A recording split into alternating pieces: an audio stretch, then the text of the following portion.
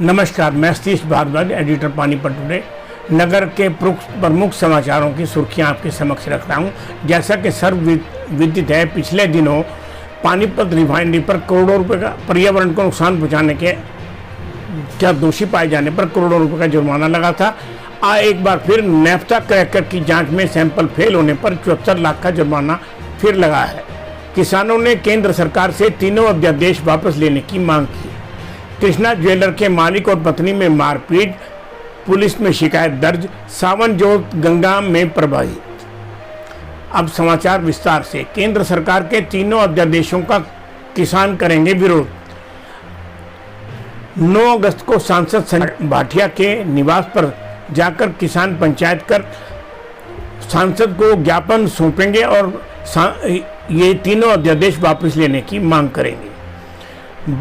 किसान भवन में भारतीय किसान यूनियन के प्रदेश अध्यक्ष रतन लाल मान ने तीनों अध्यादेशों को किसान विरोधी बताते हुए मांग की सरकार किसानों के हितों को ध्यान में रखते हुए समर्थन मूल्य पर खरीद गारंटी कानून बनाए, फसल भुगतान की गारंटी भी सुनिश्चित करे।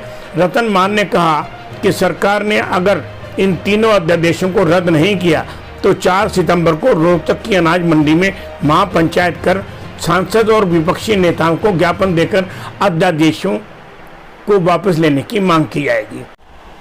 अगला समाचार। इंडियन ऑयल की पानीपत रिफाइनरी पर 659.49 करोड़ का हर्जाना लगाने के बाद प्रदूषण को लेकर नेफ्था क्रैकर पर भी 74 लाख का जुर्माना लगाया गया है। सिठाना के सरपंच सतपाल की शिकायत के बाद हुई जांच में हरियाणा प्रदूषण नियंत्रण बोर्ड ने जांच में अब नेफ्था क्रैकर के सैंपल भी पास न होने पर प्लांट पर 74,10,000 का जुर्माना लगाया है। 22 जुलाई को कमेटी की बैठक में फैसला लिया गया कि एमपी रूल्स 1986 में यह कार्रवाई की गई है। प्रदूषण नियंत्रण बोर्ड नियंत्रण के मानकों पर प्लांट खरा नहीं उतर रहा। हरियाणा के कई ऐसे गांव हैं जो औद्योगिक इकाइयों के प्रदूषण से प्रभावित हैं। हाल ही में पानीपत शुगर मिल के 2 दोषी पाए जाने पर भी बिना किसी कार्रवाई के चेतावनी देकर शुगर मिल को छोड़ दिया।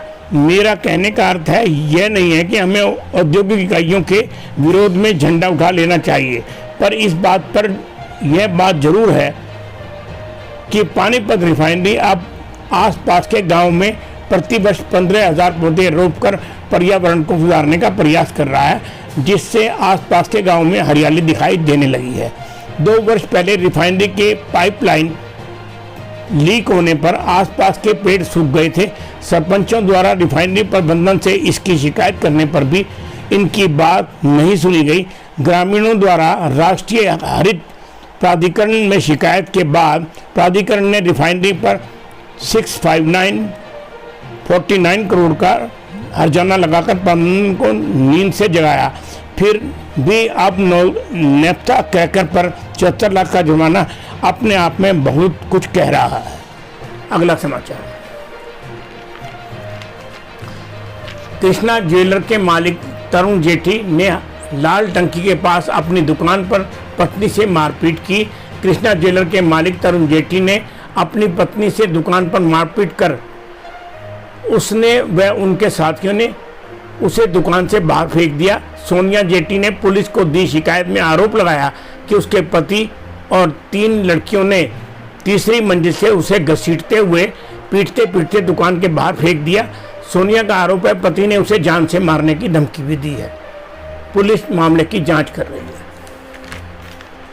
अगला समाचार। 17 साल में पहला मौका है जब सावन जोत महोत्सव को जुलूस की शक्ल में पूरे नगर में उसकी यात्रा नहीं निकाली गई। सावन सभा के प्रधान हरीश शर्मा ने बताया कि कोरोना महामारी के चलते इस वर्ष सावन जोत महोत्सव की नगर में शोभा यात्रा नहीं निकाली गई। पानीपत से सभा के चुनिंदा सदस्यों ने हर की पौड़ी पर जाकर सभी की सुख शांति के लिए और सारी दुनिया को कोरोना की महामारी से निजात दिलाने की अरदास के साथ सावन जोत को गंगा में प्रवाहित किया। जोत सभा के सदस्यों राजेश सूरी, महेंद्र गंगवानी, सुनील अरोड़ा, सन्नी अरोड़ा व संजय बत्रा भी इस अवसर पर मौजूद रहे। आज का सुर्खियों का यह समाचार बुलेटिन यहीं समाप्त करते हैं। नमस्कार।